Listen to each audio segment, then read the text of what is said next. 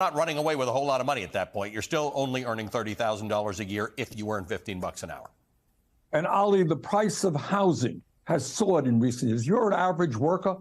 My God, you're paying $1,500 a month to put a roof over your head and your child's head. The price of food has gone up. You got healthcare expenses and so forth. So look, the bottom line is this is not complicated. You got an economy right now that is doing great.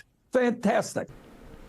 The remark comes as the House Republicans have been eyeing entitlement programs like potential programs targeting for trimming down federal spending, and after vowing to tie an increase in the debt limit. Now, since the U.S. hit its debt ceiling last Thursday, Congress faces the deadline to raise debt limit, prevent the government from defaulting, and the Treasury Department has been doing some extraordinary things to prevent such a default. And that's expected to give Congress some early time until June to address this problem, address the situation, and call things what they need to be called. But Joe Biden and Democrats have refused to negotiate a deal. Instead, they call for a clean increase and teeing up a potential slowdown with Republicans as divisions have emerged within the GOP over whether to target entitlement programs.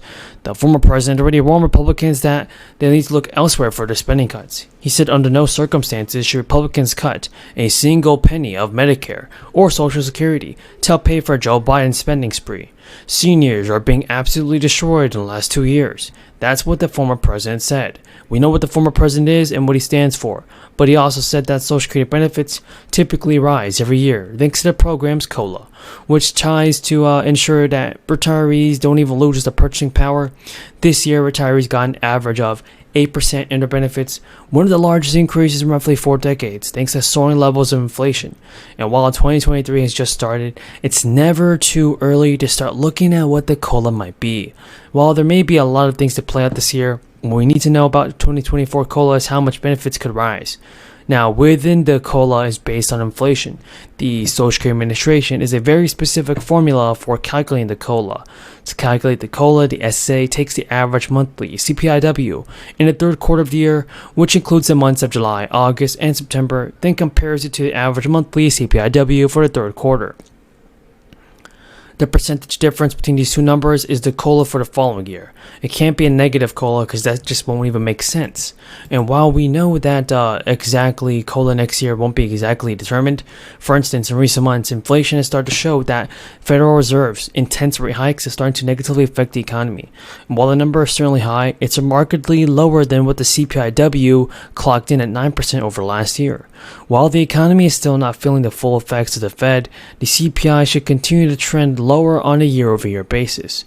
As we've seen over the last couple of years, economic conditions can change pretty quickly. There's still a lot of uncertainty in the environment. Oil price could end up rising higher and taking a lot of inflation with them. So keep in mind that nothing is definite, but things are here and things could be a problem. But based on where things stand and the number of interest rate hikes, experts expect the CPI to continue to move lower or closer to its way of 3.5%. Once that happens, well, we can say things are actually going to be good. Good for the seniors, good for the American people, good for other stimulus checks and other resources that people haven't even got yet.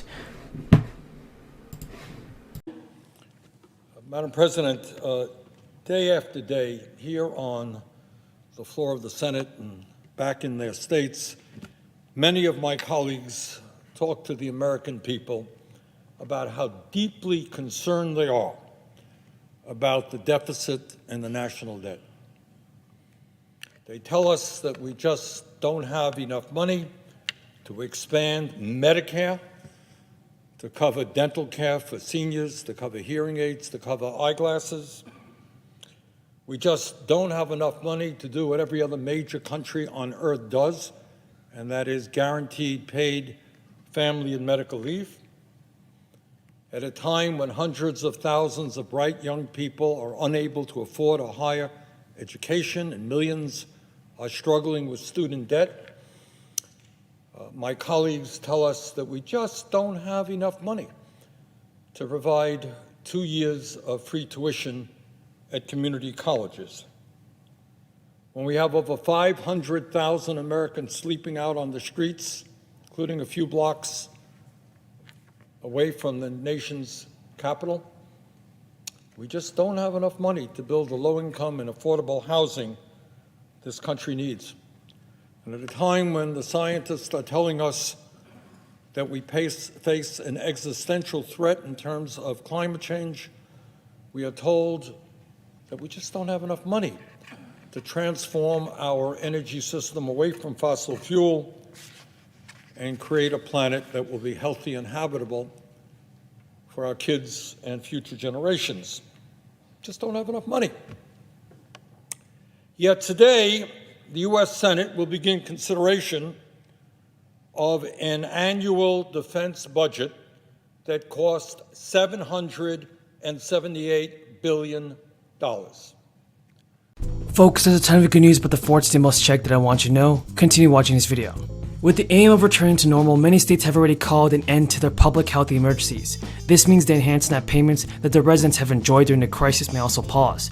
A total of 18 states have ended their enhanced SNAP benefits at the end of last month, and this leaves 17 states who have acknowledged extension through June. According to USDA, in March 2020, back then the US government, through the Families First Response Act, allowed states to issue enhanced emergency allotment benefits. The federal public health emergency was initially announced when the crisis started in January 2020, and the Department of Health and Human Services says it gives 60 days notices to states prior to the expiration of the health emergency.